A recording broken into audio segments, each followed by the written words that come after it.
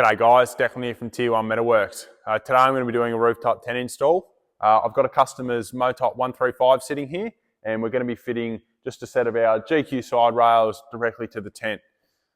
This I'll show you in a minute, but this is one of the more challenging tents. It's got a lip around the outside, so what we're going to have to do is use a bit of aluminium packing through the middle to get it all running at the one height, and then we're going to bolt the rails through the tent, and it's going to fit up really nicely. There's a couple different ways you can do these. We do make like the crossbars if you don't want to go drilling into your tent, which you can mount to the rails in the middle of the tent. But today we're going for the lightest, lowest, nicest fit up. So we're going to be using just the side rails and bolting them to the bottom of the tent. So yeah, show you how it's done. So as you can see here, we've got a lip here which is about 10 to 12 mil. When the rails are spaced out correctly to suit the car, they want to sit about, it's about there. Obviously, we can't have this big gap here. So what I'm going to do, get a bit of aluminium packing strip, drill some holes to suit, and then we're going to bolt it through, and it's going to sit it at a nice level height. So the outside edge is supported on this lip on the tent. Unfortunately, being a 135, we can't get anything to line up with this strip. I've been told on some of the 1.2s that you can, and you're actually able to bolt and connect into this strip. Personally, I haven't seen it done, but I've been told by customers that's how they've done the fitting. But anyway, I'll show you how we're going to do this one today. So now what I've gone and done is I've cut a couple aluminium strips. So to suit the inside of this tent, I've gone for 2 bits at 2110. Now they're going to slot in quite nicely, just like that. I think they're going to sit hard up against the tent. So the next step, which I've already done, find the center of your tent, and then with the measurements we provide, work out where the edge of this rail is going to sit. So rail to rail, you're looking at 1120 at the back. It's 1130 at the front, so just allow that it's going to space out slightly. Once I've got that, I've got the aluminium sitting where I want it to. I'm going to go along and mark to pencil, texture, or wherever. And then I can pull that off, find the center of that, mark, sorry, I should have said that first. Find where you want it to sit, go along and mark all of these holes, whichever ones you want to drill into. Then we're going to take the aluminium, center punch them all, drill out all the holes. So I'll show you that next. So next up, what I've already done is I've gone along and I've marked a center hole on each one of those holes. Next, I'm going to go along with a hole punch and I'm going to punch all the holes, and then we're going to drill it. So the beauty with aluminium, it's very different to steel and particularly stainless, where you would center hole punch your mark. You'd have to drill a pilot hole. You might have to step it up, depending how good your drill bits are, to get to, say, we're going to use a 9.5 mil drill bit for the holes, where with aluminium being super soft, easy to work with, I'm just going to center punch it, and I'm just going to punch a hole straight through on the drill press with a 9.5 mil bit. Really easy to work with. So yeah, ear protection, no need to be a hero.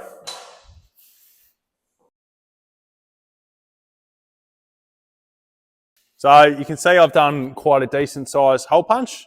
That's going to be able to drill through quite nicely. What we'll add with this is I'm only marking one and hole punching one, and then I'm going to drill the holes through, and I'm going to get the next bit of aluminium strip.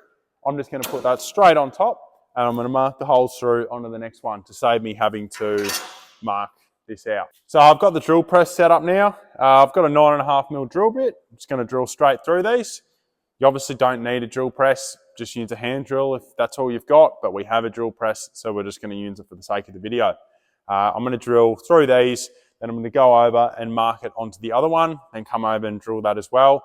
Then after, we'll go along and sort of countersink the holes just to deburr them.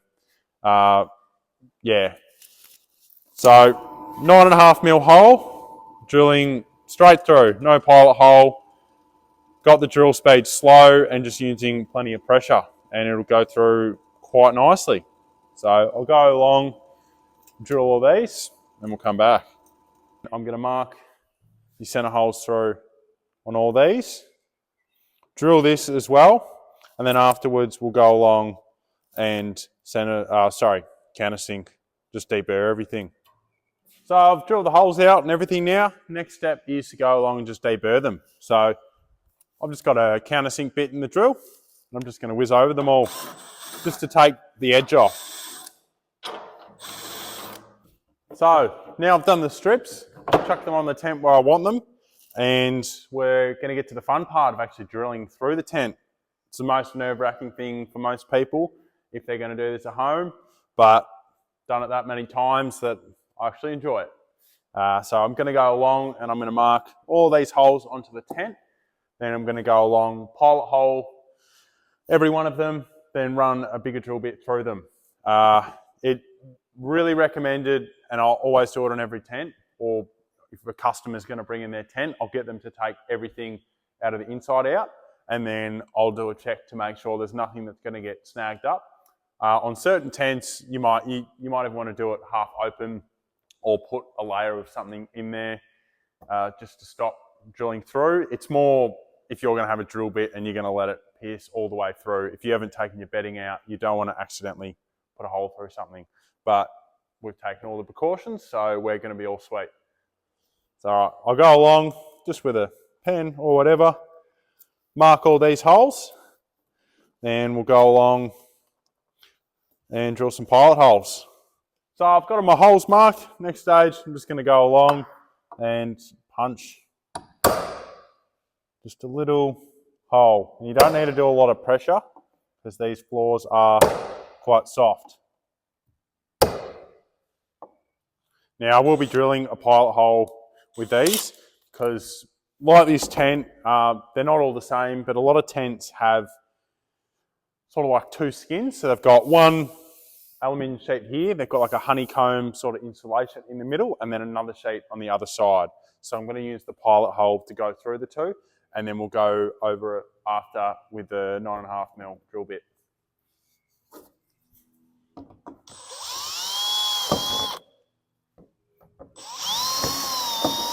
Now, just as a bit of extra precaution, I know everything is clear inside, but I just like to do it anyway. I'm going to use some blocks just to lift the tent up just that little bit. So any of the sides inside are just going to stay closer to the ground, and there's no way of piercing them with a drill bit. So I've got a 9.5mm here, and we go through them all. Just going to give them a little bit of deburring, and then I'll go along after and I'll vacuum all this up. I'm only doing this ever so slightly. So we're about ready to start bolting everything up. What I'm going to do next, just as a little bit of an extra precaution with sealing, is I'm going to go around each one of the holes and just put a little bit of silicone around it. And I can just drop this into place. So bolt wise, the bolts that are supplied with it are to suit sort of thinner base tents like a drifter, roof racks and stuff. So you'll probably need, depending if you're needing to pack it or not, you're probably going to need to get bigger bolts. These ones I've gotten just 45mm. They seem to work well. And then I'm also just using some thicker washers on the inside as well, just because these tent bases are so soft, just so it doesn't want to pull in with a small washer. So I'm just going to put the rail sort of where I want it for the time being.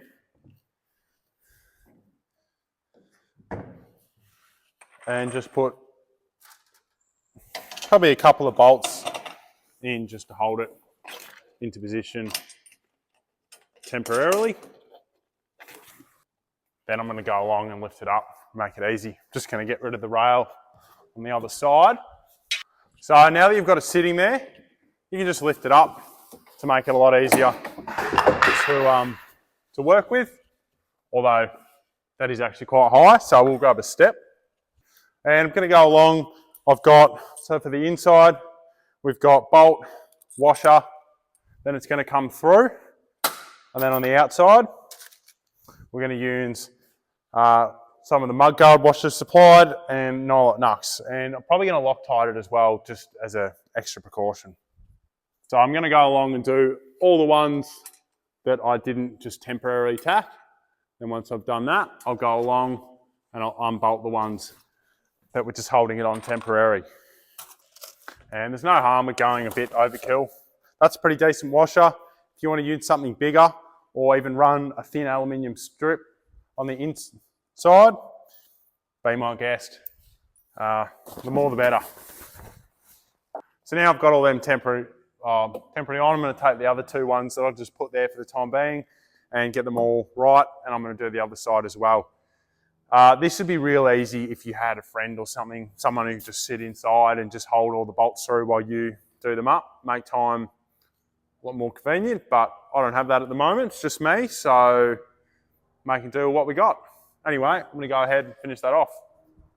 So now I'm going to go along, I'm going to do the other side, then I'll put it down, I'll work off my centre mark, do my measurements that are on the sheet provided.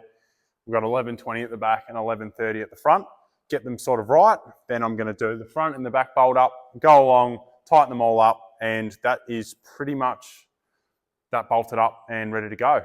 So yeah, I'll do the other side. I'll show you once it's done. So rooftop is on. Rails are all bolted down. Ready to flip this over. And then it'll be time to install it on the car. So lastly of all, before I'm going to chuck this on, you want to go through and just vacuum out everything. So because we've drilled the holes, you get little aluminium shavings. I vacuumed them earlier when it was upside down. Now I'm just going to go through the whole tent again, make sure we didn't miss anything. So everything's clean. And then we'll get it hooked up to the block and tackle and it'll be ready to go on the car. So we're about ready to go. I've hooked some straps up to the tent.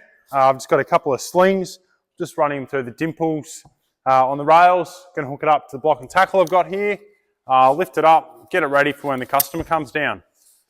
If you're doing this at home, there's a few other ways you can do it. If you're lucky enough to have a forklift or a hoist, that's good. Otherwise, you can get a little block and tackle off a tree or a garage. Another good one I've seen, not really a good one, it sucks, is I've seen plenty of people get a few mates around and they'll all just lift it on in one hit. But for me, I've got the joys of having block and tackle. Don't have a crane yet. That's on the list. That'll make life a lot easier than doing it manual. Yeah, it's the best way to do it.